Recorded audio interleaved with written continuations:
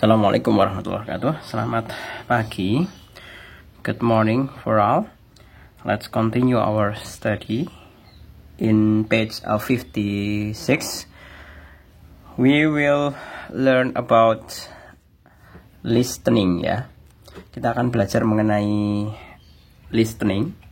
Jadi di activity ke-6 ini, listen to the speaker telling about the Spanish flu. Then, based on the story, rearrange the jumbled sentence chronologically. Nah, Pak Jun nanti akan seperti biasa akan putarkan audio. Silahkan didengarkan secara seksama ya. Mengenai audionya nanti untuk bekal kita menyusun paragraf sebelah sini. Gitu. Kita putarkan seperti biasa. Pak Jul putarkan 2 kali ya. Nanti sekiranya bisa kalian langsung masuk ke bagaimana kita menyusun paragrafnya. Kita mulai dari sekarang. Unit 3. When a disease was declared as a pandemic. Listen to the speaker telling about the 1918 Spanish flu. Then, based on the story, rearrange the jumbled sentences chronologically. In 1918, an influenza disease known as Spanish flu caused a global pandemic. The Spanish flu quickly spread and killed its victims mercilessly. Young and old were all infected. Nearly 50 million people died at the time, so that the Spanish flu was believed to be the deadliest pandemic in world history. Historians believe that soldiers involved in the World War I were the carriers of this disease. So during the war, they stayed and slept in cramped, dirty, and damp barracks. In 1918, the outbreak began when the soldiers returned home, carrying an undetected flu virus with them in their bodies. The virus spread across villages, towns, cities, and countries. The first country where the epidemic was identified was Spain. Therefore, people falsely believed that the disease came from Spain, so they called it the Spanish flu. In 1919, the flu pandemic came to an end. Governments of countries developed immunity for their citizens.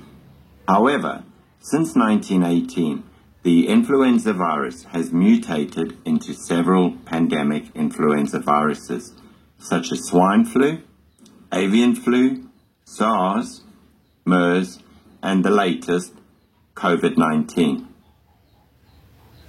Oke, Pak Jul ulangi sekali lagi ya. Silahkan didengarkan lagi secara baik-baik. Unit 3. When a disease was declared as a pandemic. Listen to the speaker telling about the 1918 Spanish flu. Then, based on the story, rearrange the jumbled sentences chronologically. In 1918, an influenza disease known as Spanish flu caused a global pandemic. The Spanish flu quickly spread and killed its victims mercilessly. Young and old were all infected. Nearly 50 million people died at the time, so that the Spanish flu was believed to be the deadliest pandemic in world history. Historians believe that soldiers involved in the World War I were the carriers of this disease. So during the war, they stayed and slept in cramped, dirty, and damp barracks. In 1918, the outbreak began when the soldiers returned home, carrying an undetected flu virus with them in their bodies. The virus spread across villages, towns, cities, and countries. The first country where the epidemic was identified was Spain. Therefore, people falsely believed that the disease came from Spain, so they called it the Spanish flu. In 1919, the flu pandemic came to an end. Governments of countries developed immunity for their citizens. However, since 1918, the influenza virus has mutated into several pandemic influenza viruses, such as swine flu, avian flu, SARS, MERS, and the latest, COVID-19. Oke, cukup ya.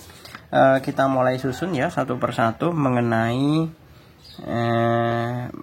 kita menyusun sebuah paragraf dari jumble sentence. Jadi ada beberapa kalimat yang kita acak ya. Di sini diacak ya. Kita diminta untuk menyusun ke dalam sebuah paragraf yang benar. Nah, tadi ceritanya secara umum, secara garis besarnya ya, menceritakan mengenai bagaimana kronologis dari Spanish flu atau flu Spanyol, yang di dalam cerita itu kan diawali dengan Perang Dunia Pertama, yang dimana tentara-tentaranya itu yang pulang ke rumah itu kan sebagai karier atau si pembawa virus flu-nya itu. Nah, sedemikian hingga akan menyebar ke semua penjuru Eropa. Pada intinya itu. Nah, kemudian diceritakan di akhir paragraf ya, di akhir cerita maksudnya, itu diceritakan bahwa Spanish flu itu kemudian bermutasi ke dalam beberapa jenis virus flu. Di antaranya ada yang flu burung, kemudian SARS, kemudian MERS. Nah, tapi kecuali kalau COVID itu sebenarnya infeksi saluran pernapasan, bukan dalam bentuk flu kalau secara biologinya ya. Seperti itu. Jadi COVID itu bukan berarti dia flu. Seperti itu. Kita langsung saja kita susun ya mengenai kalimatnya. Yang pertama adalah The Spanish flu caused a global pandemic in 1980. Itu jelas. Berarti kalimat pertama adalah 5. Setelah 5, dari penyebab global pandemic, kita masuk ke immediately the influenza outbreak began in Spain. Korbannya mestinya. Korbannya, nearly 50 million people died during the pandemic. Jadi tadi awal terus langsung disebutkan korbannya. Berarti 3 terlebih dahulu. Nah, baru masuk ke kronologinya. Kronologinya adalah it is believed the soldier of World War I were the disease carrier. Jadi dipercayai bahwa tentara dari Perang Dunia Pertama itu adalah sebagai pembawa karier penyakitnya. Vektor pembawanya itu adalah para tentara. Jadi kemudian baru 1. Selanjutnya setelah dibawa mulainya 1918, kemudian berlanjut ke 1919 atau 1990. When the war finished in 1990, the soldier returned home with the flu virus inside their bodies. Jadi ketika perang berakhir pada 1919, tentara kemudian kembali ke rumah dengan membawa virus flu yang ada di dalam tubuhnya. Berarti selanjutnya adalah 6. Nah, baru immediately, jadi secara pelan-pelan, the influenza outbreak began in Spain. Nah, kan baru menular setelah pulang ke rumah, berinteraksi, kemudian baru virus flu-nya itu menularkan ke seluruh penjuru Spanyol. Kemudian baru sebagai kalimat penutupnya adalah when the war finished in 1990, the soldier return home. Sebentar. Kok ini toh? Mutated mestinya. Yang keempat ya. In the same year, the pandemic ended. But ever since then, the virus mutated into a more severe influenza virus.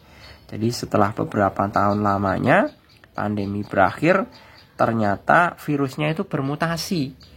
tidak serta-merta hilang, tapi bermutasi menjadi bentuk virus-virus baru yang kemudian akan menimbulkan jenis penyakit baru. Seperti halnya tadi dijelaskan di dalam dialog yang paling terakhir itu ada avian flu atau virus flu burung, kemudian ada SARS, kemudian ada MERS, dan yang terakhir adalah COVID tadi. Seperti itu. Jadi ini berarti yang keempat. Kita lanjut ke yang nomor talk challenge. If there were no war, one, the Spanish flu pandemic would have not probably taken place. Itu maksudnya jika tidak terdapat perang dunia satu, flu Spanyol itu, pandemi flu Spanyol itu tidak akan mungkin terjadi. Nah, mestinya jawabannya adalah yes. Ya. Yes. Karena apa? Because the soldier of World War I were the carrier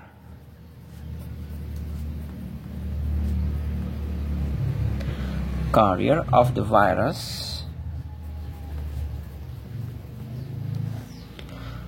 of the disease. Jadi karena vektor pembawanya itu adalah kan para tentara. Nah, misalkan kalau tidak terjadi perang dunia, itu kan mestinya tidak ada tentara yang berperang. Mestinya tidak akan ada vektor penyebaran dari virus flu. Kita lanjut nomor kedua. The recent coronavirus 19 is believed to be a mutation of the Spanish flu virus. Nah, saya rasa kalau Pak Jul lihat ya, masalah coronavirusnya itu bentuknya itu bukan flu. Ya. Karena nama virusnya aja virus SARS-CoV. Tapi kalau yang flu-flu tadi, jenis flu-flu yang bermutasi ya, coba Pak Jul jelaskan di sini. Nah, flu-flu yang teridentifikasi sebagai mutasi dari virus flu itu ada influenza A, H1N1, H5N1, H7N9. Nah, ini semua kategori virus flu. Tapi kalau corona itu bukan karena virus flu. Ya. Karena awal muasalnya itu kan berasal dari Wuhan. Itu kan dari pasar hewan malahan. Ya benar itu, jadi mutasinya vektor pembawanya itu bukan manusia awal mulanya. Karena itu tadinya dari pasar hewan di Wuhan, ada yang mengkonsumsi di situ, kemudian kena COVID di situ, kemudian baru menyebar. Seperti itu. Jadi lebih tepat jawabannya adalah no. Walaupun mungkin tadi di bagian belakang ya disebutkan ya beberapa flu mutation, mutated virus itu disebutkan ada avian flu, kemudian SARS, kemudian MERS, kemudian corona yang terakhir. Seperti itu. Tapi kalau kita mengkategorikannya dalam satu golongan virus flu, itu bukan. Ya. Jadi, kita bisa menjawab no because they were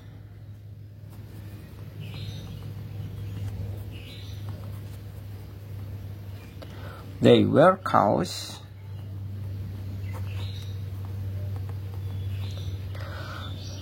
by different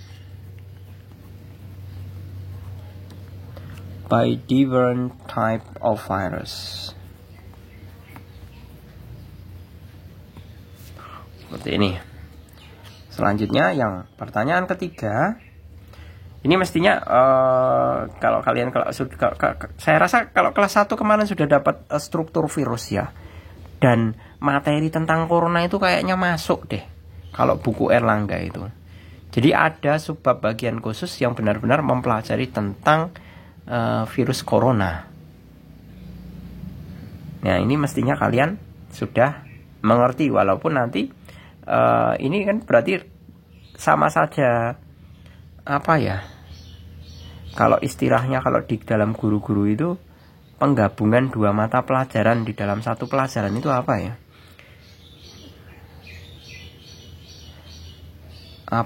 Pak lupa itu.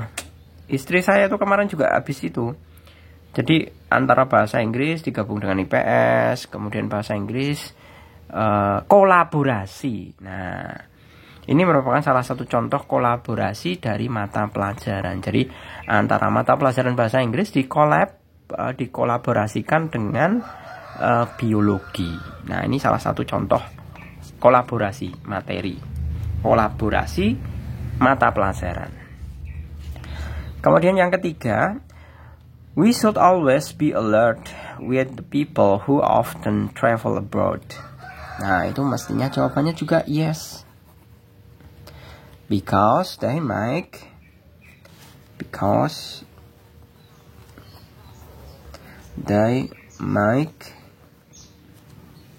carry unknown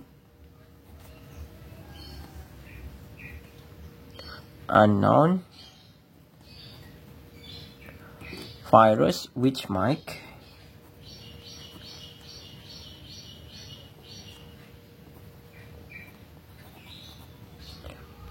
cause of pandemic. Nah, jadi kita harus mewaspadai dengan orang-orang yang sering bepergian keluar. Karena apa? Kita harus curiga. Kita harus bukan curiga ya, maksudnya kita harus sangat perhatian. Karena apa? Karena mereka mungkin dapat membawa virus yang akan menyebabkan pandemik. Ya, sama saja proses kita terserang pandemik corona kemarin itu kan mestinya berawal dari apa? Berawal dari lalu lintas dari bandara. Karena yang namanya bandar udara itu kan sebagai pintu masuknya. Everyone can enter to the country by airport. Jadi semua orang itu bisa masuk ke suatu negara itu pasti melewati airport atau pelabuhan. Kalau pelabuhan itu kan mestinya kalau yang ada koneksinya. Tapi kalau yang namanya airport itu semuanya pasti ada koneksinya. Seperti itu. Itu nomor yang ketiga ya. Kemudian yang terakhir di sini adalah maintaining a healthy lifestyle should always be applied even if there is no pandemic. Itu mestinya adalah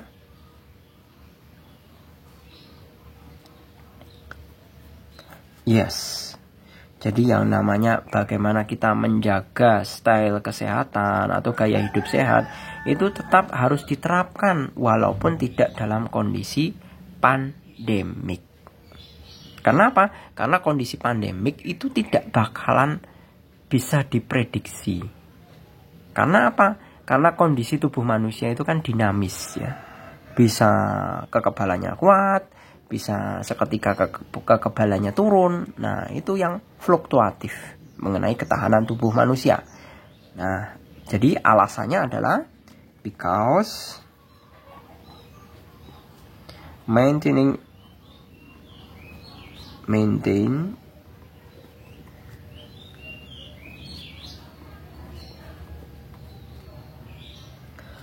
healthy lifestyle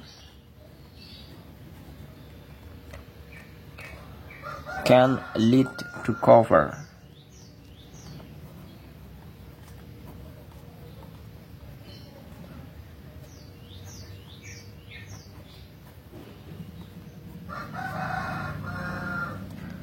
healthcare costs